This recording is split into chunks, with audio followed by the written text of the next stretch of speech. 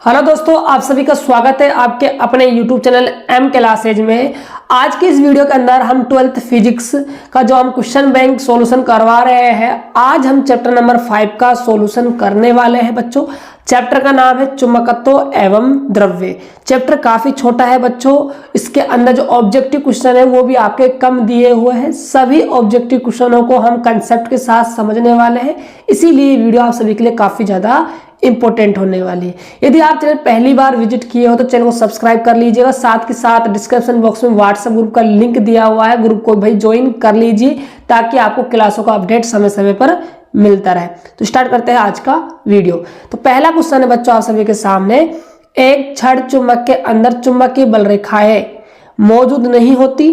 दंड चुंबक के अनुप्रस्थ काट के क्षेत्रफल पर निर्भर करता है। चुंबक के एन ध्रुव से एस ध्रुव तक होते हैं। चुंबक के एस ध्रुव से एन ध्रुव तक होते हैं। मतलब आपसे ना चुंबक के अंदर चुंबकीय बल रेखाएं पूछी जा रही है कि उनका जो व्यू है वो कैसा होने वाला है। देखिए दंड चुंबक होती है बच्चों, आप सभी को पता है, इसके अंदर दो सिरे होते हैं। तो एस होता है, एक होता है एन, जिसे आप ध्रुवी कहते हो। तो ये अंदर की बात कर रहा है बच्चों, तो याद रखिएगा। मान लीजिए ये आपका एस ध्रुव है, ये आपका एन ध्रुव है। तो जो चुंबक के अंदर जो चुंबकीय बल रेखाएं निकलती है वो हमेशा एस सिरे से निकलती है और कहाँ की ओर जाती है, एन सिरे की ओर जाती है। यदि बाहर की बात करें तो बाहर एन से निकलकर कहाँ प्रवेश करती है, एस में प्रवेश करती है। बच्चे गलती ये कर देते हैं, कभी एस से एन, एन से एन, मतलब कंफ्यूज हो जाते हैं। तो उन सभी के लिए मैं शॉर्टकट ट्रिक बता रहा हूं बच्चों। आप हमेशा जीवन में क्या बोलो, सत्य बोलो। क्या बोलोगे, सत्य। आपको हमेशा किसकी प्राप्ति होगी, नारायण भगवान की प्राप्ति होगी। तो सत्य बोलो, क्या मिलेंगे, नारायण भगवान। तो अंदर एस से एन हो जाएगी। ये ट्रिक बच्चों याद रख लीजिएगा। इसीलिए जो आपका ऑप्शन है वो डी ऑप्शन बिल्कुल करेक्ट आंसर हो जाएगा। अगला क्वेश्चन है, चुंबकीय द्विध्रुव आघूर्ण एक सदिश राशि है जिसकी दिशा होती है। देखिए ये हमारे चुंबक है, ये एस है, ये आपका एन है। चुंबकीय बल रेखा एस से एन निकल रही है बच्चों, तो यही आपके चुंबकीय द्विध्रुव आघूर्ण क्या होगी, डायरेक्शन हो जाएगी। तो एस से एन की ओर, ये भी याद रखने का बच्चों तरीका है। अगला क्वेश्चन देखिए क्या है। अगला क्वेश्चन है, एक चुंबकीय सुई को असमान चुंबकीय क्षेत्र में रखा गया है, यह अनुभव करता है। देखो दो प्रकार के चुंबकीय क्षेत्र होते हैं, एक तो होता है समान और एक होता है आपका असमान। दोनों में अंतर है बच्चों। आपसे असमान की बात की गई तो असमान का मतलब होता है कहीं पर तो चुंबकीय बल रेखा क्या हो, पास पास, और कहीं पर क्या हो, दूर हो। ऐसा जो क्षेत्र होता है वो आपका असमान चुंबकीय क्षेत्र कहलाता है। अब इसके अंदर आपने कोई चुंबकीय सुई को रख दिया, ठीक है। तो आप सभी ने सीखा है जब भी हम किसी चुंबकीय सुई को समान चुंबकीय क्षेत्र में रखते हैं तो उस पर बल कार्य नहीं करता, बलागुण कार्य करता है। लेकिन जब हम उसको असमान चुंबकीय क्षेत्र में रख देते हैं तो उस पर बल और बलागुण दोनों कार्य करते हैं। तो इसलिए आपका जो राइट ऑप्शन है वो ऑप्शन आपका सी बिल्कुल सही हो जाएगा। ऐसा क्वेश्चन आपने बच्चों चैप्टर नंबर 1 में भी किया होगा, जब हमने विद्युत द्विध्रुव को समान विद्युत क्षेत्र और असमान विद्युत क्षेत्र में रखा था। अगला क्वेश्चन था, angle of dip at pole is. ये कहना चाह रहा है आप सभी से कि ध्रुव पर नति तथा नमन कोण का मान कितना होता है। देखो एक तो होता है आपका ध्रुव, एक होता है आपका भूमध्य रेखा, ठीक है। यहां से आपके क्वेश्चन बनते हैं दो। ध्रुव पर जो नति कह दो या नमन कोण का मान होता है वो हमेशा 90 डिग्री होता है। भूमध्य रेखा पर नमन कोण का मान 0 डिग्री होता है। ये बात आप ध्यान में रख लीजिएगा। आपसे ध्रुव पर पूछा है इसलिए आपका बी ऑप्शन बिल्कुल सही हो जाएगा।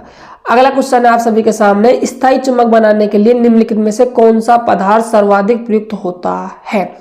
स्थायी चुंबक बनाने, स्थायी चुंबक का मतलब होता है बच्चों कि उसके अंदर चुंबक के सारे गुण क्या हो, विद्यमान हो, ठीक है।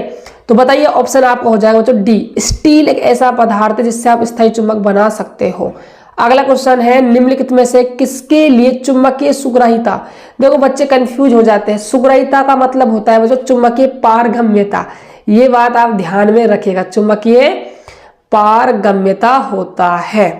तो आपसे पूछ रहा है ऋणात्मक होगा, तो किसके लिए चुंबकीय पारगम्यता का मान ऋणात्मक होता है, ये आपको बताना है। देखो मैं चुंबकीय पारगम्यता का आपको फॉर्मूला बता दूं, काई एम बराबर में न्यू आर माइनस का 1 होता है, ठीक है। न्यू आर होती है आपकी चुंबकीय प्रवृत्ति, और चुंबकीय जो प्रवृत्ति होती है ना वो याद रहे जो हमारे जो प्रतिचुंबकीय पदार्थ होते हैं उनके लिए 1 से क्या होती है, बहुत ही कम होती है।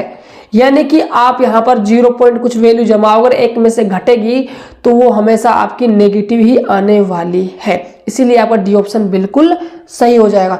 बच्चों, चुंबकीय प्रवृत्ति, चुंबकीय पारगम्यताओं के, अतिचालक, अणुचुंबकीय, प्रतिचुंबकीय, लोह चुंबकीय पदार्थों के लिए मैंने अलग से वीडियो बना रखी है, उसका मैं जो लिंक है वो आप सभी को डिस्क्रिप्शन बॉक्स में दे दूंगा, आप देख लीजिएगा, वो भी काफी ज्यादा इंपॉर्टेंट वीडियो है। अगला क्वेश्चन है, क्वेश्चन नंबर आपके सामने है 7। एक संवेदनशील चुंबकीय क्षेत्र उपकरण को निम्नलिखित में से किस सामग्री के अंदर रखकर बाहरी चुंबकीय क्षेत्र से प्रभावी रूप से परिरक्षित किया जा सकता है? तो इसका जो राइट आंसर है बच्चों, उच्च पारगम्यता का नरम लोहा आ जाएगा। यही एक ऐसा पदार्थ है बच्चों। अगला क्वेश्चन देखिए, क्वेश्चन नंबर 8। यदि एक क्षण चुंबक के केंद्र में छेद किया जाए तो चुंबकीय आघूर्ण क्या होगा? बच्चों, कोई चेंज नहीं होगा, क्योंकि चुंबकीय आघूर्ण पहली बात तो चेंज होने वाला है नहीं। ये चेंज हो सकता है कब?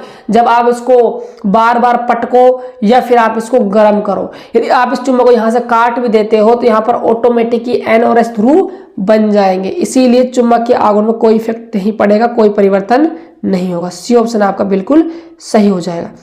अगला क्वेश्चन बच्चों काफी शानदार क्वेश्चन है आप सभी के सामने। 3 सुइयां है, N1, N2 और N3 क्रम से है। N1 जो बनी हुई है वो लोह चुंबकीय पदार्थ की है, N2 जो बनी हुई है वो अणु चुंबकीय पदार्थ की है, जो N3 है आपकी वो प्रतिचुंबकीय पदार्थ से बनी है। जब एक चुंबक को उनके करीब लाया जाता है तो देखो ये 3 सुइयां हैं, इनके पास आप क्या है, एक चुंबक को लाओगे, ठीक है, बात समझ में आ गई।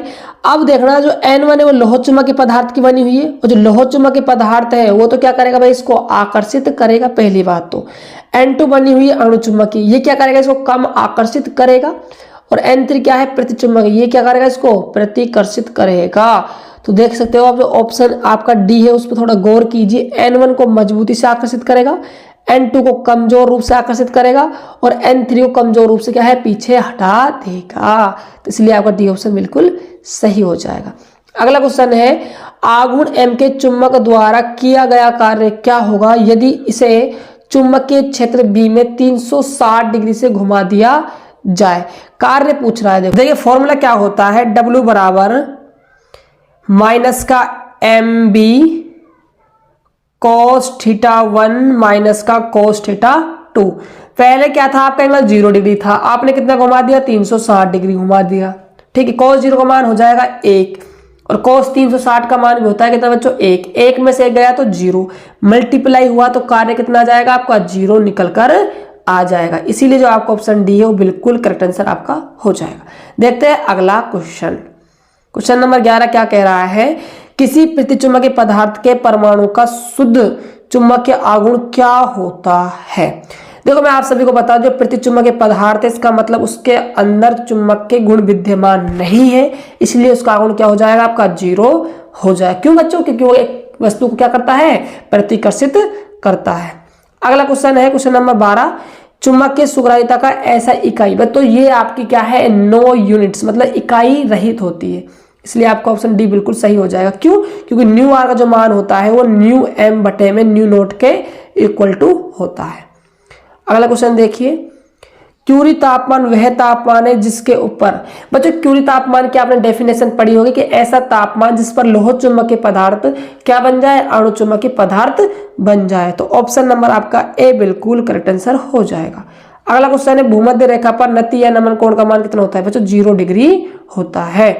अगला क्वेश्चन देखिए, किसी स्थान पर नमन कोण क्या होता है जहां पृथ्वी के चुंबकीय क्षैतिज घटक और ऊर्ध्वाधर घटक क्या हो, बराबर हो। ये कब बराबर हो सकते हैं बच्चों? फॉर्मूला पढ़ोगे अपन, tan थीटा बराबर में BH बटे में BV। ये बराबर है, दोनों दोनों तो कैंसिल आउट हो जाएंगे तो 1 हो जाएगा, और tan थीटा बराबर 1, तो 1 किसकी वैल्यू होती है, tan 45 डिग्री, इसलिए आपका ऑप्शन सी बिल्कुल करेक्ट आंसर हो जाएगा। अगला क्वेश्चन है, निम्न में से कौन अणु चुंबकीय पदार्थ है?